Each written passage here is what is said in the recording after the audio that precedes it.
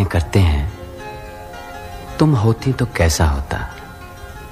तुम ये कहती, तुम वो कहती, तुम इस बात पे हैरान होती, तुम उस बात पे कितनी हंसती। तुम होती तो ऐसा होता, तुम होती तो वैसा होता। मैं और मेरी तन्हाई अक्सर ये बातें करते हैं। কেউ বলেন বিগ বি, কেউ বলেন শাহিন শাহ, কেউ বলেন এ বি, আবার কেউ বলেন অ্যাংরি ম্যান। তিনি আর কেউ নন, ভারতীয় উপমহাদেশের অন্যতম সেরা নায়ক অমিতাভ বচ্চন, যাকে মহানায়কও বলা হয়।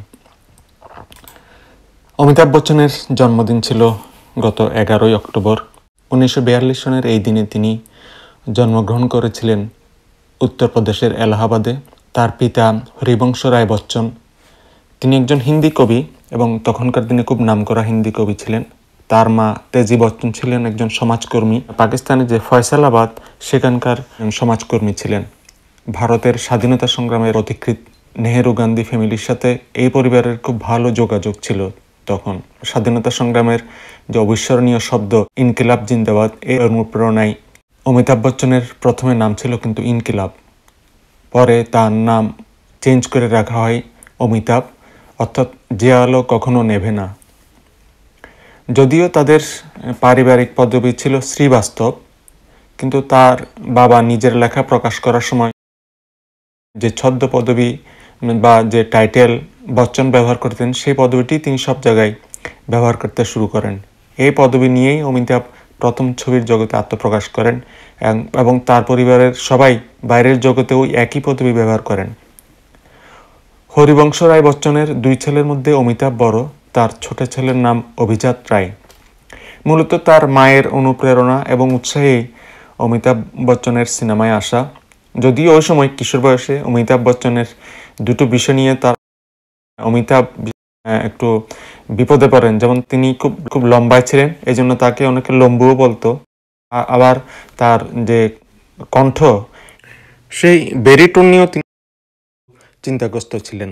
সিনেমায় আসার আগে অমিতাভ বচ্চন রেডিওতে কাজ করার জন্য ইন্টারভিউ দিয়েছিলেন, যদিও সেই প্রচেষ্টা সফল হয়নি। এলাহাবাদের জ্ঞান প্রবিধিনী এবং বয়েজ হাই স্কুলে তিনি পড়াশোনা করেছিলেন। এরপরে তিনি নৈনিতালের শেরউড কলেজে পড়াশোনা করেন ইন্টারমিডিয়েট, এবং দিল্লি ইউনিভার্সিটির আন্ডারে কিরোরিমল কলেজ থেকে তিনি অনার্স পাশ করেন। তিনি সায়েন্সে, কিন্তু তিনি ইন্টারমিডিয়েট পড়াশোনা করেন আর্টস নিয়ে। পড়াশোনা শেষে তিনি চাকরি জীবনে, পেশাগত জীবনে প্রবেশ করেন। তিনি কলকাতাতে আসেন এবং সেখানে ব্ল্যাকার অ্যান্ড কোং নামে একটা জাহাজ কোম্পানিতে কাজ শুরু করেন। এবং আপনারা অনেকে জানেন যে অমিতাভ বচ্চনের শ্বশুরবাড়ি কলকাতাতে। ধারণা করা হয় মূলত তখন থেকে কলকাতার সাথে তার একটা নিবিড় সম্পর্ক তৈরি হয়ে যায়, যা এখনও আছে। 60-এর দশকে তিনি যখন ক্যারিয়ার শুরু করেন এবং সেটা কলকাতাতেই, এবং জয়া ভাদুরীকে বিয়ে করার পর থেকে সেই রিলেশনশিপ আরও জোরদার হয়। তার অনেক স্মৃতি আছে কলকাতাতে। বেশ কয়েকটা ছবি তিনি এখানে করেছেন। তার মধ্যে যে ছবিগুলো খুব আলোড়ন তুলেছিল ওই সময়, তার মধ্যে দু আনজানে, ইয়ারানা, দি লাস্ট লিয়ার এবং পিকু। এবং তার আগ্রহে এই ছবিগুলোর শুটিং হয়েছিল কলকাতাতে। তবে সিনেমার টানে তিনি কলকাতার চাকরিটা ছেড়ে মুম্বাই চলে আসেন। 1969-এ অমিতাভ বচ্চন ছবির জগতে প্রবেশ করেন 7 হিন্দুস্তানি নামক একটা সিনেমার মাধ্যমে, যেখানে 7টি প্রধান চরিত্রের একটিতে তিনি ছিলেন। খোয়াজা আহমেদ আব্বাস নির্দেশিত এই ছবিতে অন্যান্য ভূমিকায় অভিনয় করেছিলেন উৎপল দত্ত, মধু, জালাল আগা। যদিও ছবিটা কমার্শিয়ালি তেমন সাকসেসফুল হয়নি, তবে অমিতাভ বচ্চন এই ছবিতে অভিনয়ের সুবাদে শ্রেষ্ঠ নতুন অভিনেতা হিসেবে তার প্রথম জাতীয় চলচ্চিত্র পুরস্কার পান। এরপরে তাকে রাজেশ খান্নার সঙ্গে দেখা যায় আনন্দ। 1971 সালে মুক্তি পায় এই ছবিতে। এই ছবিটা কমার্শিয়ালি হিট হয়েছিল এবং যারা ওই সময় সিনেমার সাথে বলিউডের জড়িত ছিলেন সবাই এটার ভূয়সী প্রশংসা করেছিলেন এই ছবিটার। এই ছবিতে জীবনের প্রতি বীতশ্রদ্ধ এক ডাক্তারের ভূমিকায় অভিনয় করেন অমিতাভ বচ্চন। এই ছবিটা ফিল্মফেয়ার অ্যাওয়ার্ডও পেয়েছিল। এরপরে তিনি আরেকটা ছবিতে 1971 সালে অভিনয় করেন, পারওয়ানা। এই ছবিতে অমিতাভ বচ্চন মূলত একজন প্রেমিকের ভূমিকা অভিনয় করেন। এই ছবি উল্লেখযোগ্য কারণ এটি সেই হাতে গোনা ছবিটার মধ্যে একটি, যেখানে অমিতাভ বচ্চন খলনায়কের ভূমিকায় অবতীর্ণ হয়েছিলেন, অর্থাৎ ভিলেন হিসেবে ছিলেন এই ছবিতে তিনি। এরপরে তিনি আরও বেশ কয়েকটা সিনেমায় অভিনয় করেছেন, যদিও সবগুলো কমার্শিয়ালি তেমন একটা লাভবান হয় নাই। মধ্যে উল্লেখযোগ্য হচ্ছে একই বছর অর্থাৎ 1971 সালে মুক্তিপ্রাপ্ত ছবি রেশমা और शेरा।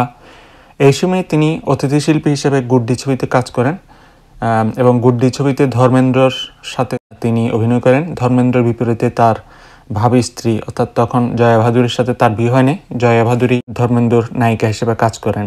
শুরুতে বলেছিলাম অমিতাভ বচ্চনের কণ্ঠের কথা। তিনি একটু রতকর অবস্থায় ছিলেন। সিনেমায় নায়ক হওয়ার চেয়ে তার প্রথম ইচ্ছা ছিল রেডিওতে ধারাভাষ্যকার হিসেবে বা অ্যানাউন্সার হিসেবে কাজ করা, রেডিও হোস্ট হিসেবে।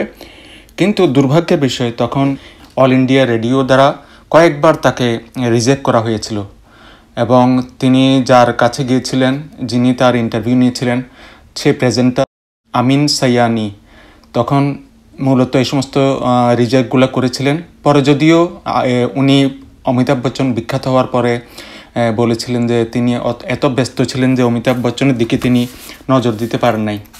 অমিতাভ বচ্চনও পরে যখন তিনি খ্যাতির শীর্ষে তখন যোগ করে লিখেছিলেন, no wonder I was rejected. কিন্তু ভাগ্যের নির্মম পরিহাস দেখেন, অমিতাভ বচ্চন কিন্তু সিনেমায় এসে তার এই যে স্পেশাল একটা কণ্ঠ, এটাকে বলে বেরিটোন, এই বেরিটোনের জন্য তিনি অনেক কাজ করেছেন, অর্থাৎ ভাষ্যকার হিসেবে কাজ করেছেন। সিনেমাতে অভিনয় করেন নাই, কিন্তু ভাষ্যকার হিসেবে, অ্যানাউন্সার হিসেবে কাজ করেছেন। তন্মধ্যে প্রখ্যাত পরিচালক সত্যজিৎ রায়ের শতরঞ্জ কে খিলাড়ি এই ছবিতে তিনি কিন্তু ধারাভাষ্যকার হিসেবে কাজ করেছেন। আরও আশ্চর্যের বিষয় হচ্ছে, রেডিওতে তিনি রিজেক্ট হলো, সিনেমাতে ঢোকার পরে সবাই কিন্তু তার এই গম্ভীর ব্যারিটোনের জন্য প্রশংসা করছিল। সব পরিচালক, প্রযোজক সবাই এটার খুব হাইলি এটাকে অ্যাপ্রিসিয়েট করেছে। এবং আরেকটা ছবি বাবুর্চি ছবিরও কিছু অংশে তিনি ভাষ্যকারের কাজ করেছিলেন। এবং যে বাংলায় কথা বলে সাপে বর, আসলে এটা তার জীবনে সাপে বর হয়েছে। যা হোক, রেডিওতে প্রত্যাখ্যানের কারণে তাকে আমরা আজ পেয়েছি এবং বলিউড তার পদচারণায় মুখরিত এবং সমৃদ্ধশালী হয়েছে। ভিডিওটা অনেক লম্বা হয়ে গেল, কিন্তু এই বিগ বির জীবনে যার উপস্থিতি ছিল অপরিহার্য এবং যার কথা না বললেই অমিতাভ বচ্চনের জীবনী শেষ হয় না, তার কথা কিন্তু আমি এখনও বলিনি। হ্যাঁ, আপনারা হয়তো অনেকে বুঝতে পেরেছেন, তিনি রেখা। আগামী পর্বে আমি রেখা এবং অমিতাভ বচ্চনকে নিয়ে বিস্তারিত বলবো, আশা করি শুনবেন। সবাই ভালো থাকবেন।